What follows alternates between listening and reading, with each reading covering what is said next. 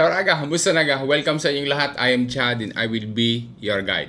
Good news raga dahil may nadating ulit na bagong bonus. Bali, yung bonus na ito ay resulta ng ginawang application online Prima.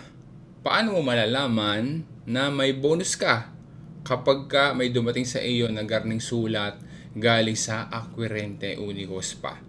I-explain ko sa iyo raga ang nilalaman ng sulat na iyan at saka yung mga instructions kung paano mai-encash ang sulat at matanggap ang pera. Alamin natin ang detalye raga. Dopo na sigla, partiamo.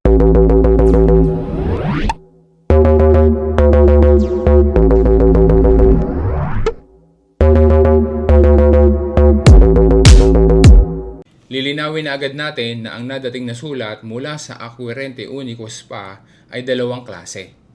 Ang una ay yung garning sulat. Bale, yan ang unang natatanggap. Gamit ang sulat na yan ay mag-a-apply online doon sa dedicated na website. Sa previous video na na ini-upload ko last May 9, 2026, in-explain ko na ang detalye tungkol sa sulat na yan. Kung paano ka mag-apply online at saka kung sino ga ang mga qualified sa bonus na iyan. Kung hindi mo pa yan napapanood, pakipanood mo raga para maging malinaw sa iyo itong ating pinag-uusapan. Ilalagay ko sa description o kaya naman ay dyan sa comment section yung link noong nasabing video.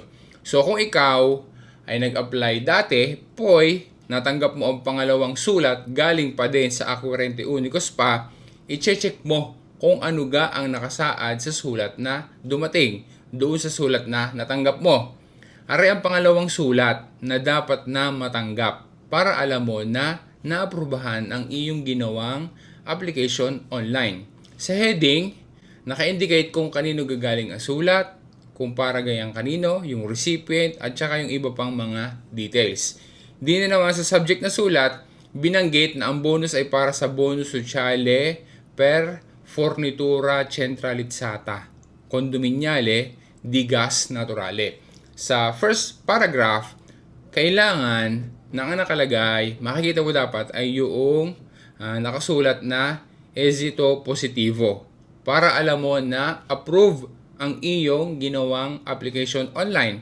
Naandin din naman ang instructions na pwedeng i-encash iyan sa kahit na saang ufficio postale, kahit saang posta sa buong Italia. Mayroong date na indicated para gawin ang pag-i-encash mula July 1, 2026 hanggang July 1, 2031. Malinaw ang instruction na ang pag-i-encash sa posta ay pwede lang gawin ng mismong beneficiaryo na indicated ang pangalan sa sulat. Opure, kung doon sa pagkumpila ng dumanda online ay pinili na mayroong delega, alora yung delegato ang mag-i-encash. Kailangan na magdala at ipapakita doon sa posta kapag nag-encash ang valid ID, kagaya ng karta di identita o kaya naman ay ng permeso di soggiorno, plus dadalhin din yung valid na tessera sanitaria.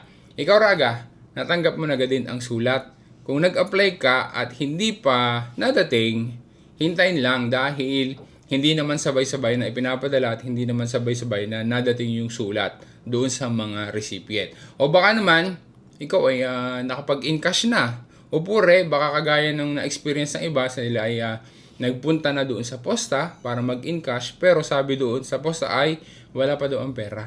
So comment ka lang raga kung na-experience mo din iyan. Tandaan din na ang amount ng bonus ay hindi specified doon sa sulat. Sa sulat, wala nakalagay doon na kung magkano ang bonus. Kaya doon mo pa malalaman sa posta. Kapag ikaw ay nag-encash, malalaman mo doon kung magkano ga.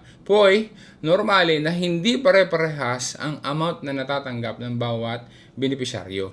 Maaari talaga na mas mataas ang sa iyo o maaari din na mas mababa ang sa iyo. Abangan mo raga kapag nag-encash ako ay gagawa ulit ako ng vlog para ma-document at saka makapagbigay din tayo ng guide sa iba. Ayun raga, sana naging malinaw sa iyo at nakatulong sa iyo ang pinag-usapan natin sa video na ito.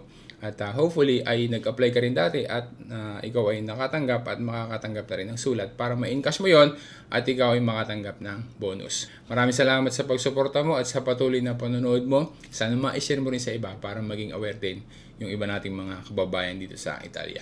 Once again, this is Chad, and always remember, Chad will guide. Grazie raga, alla prossima!